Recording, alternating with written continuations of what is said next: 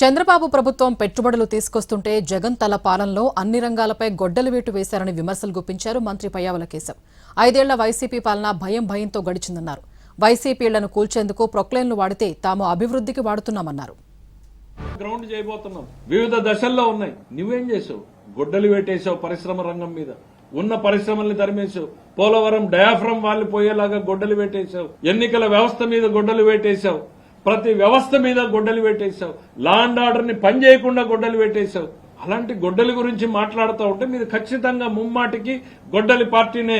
ఈ రాష్ట్రంలో ప్రతి కుటుంబం కూడా దీన్ని గుర్తుపెట్టుకోవాల్సినటువంటి పరిస్థితులున్నాయి.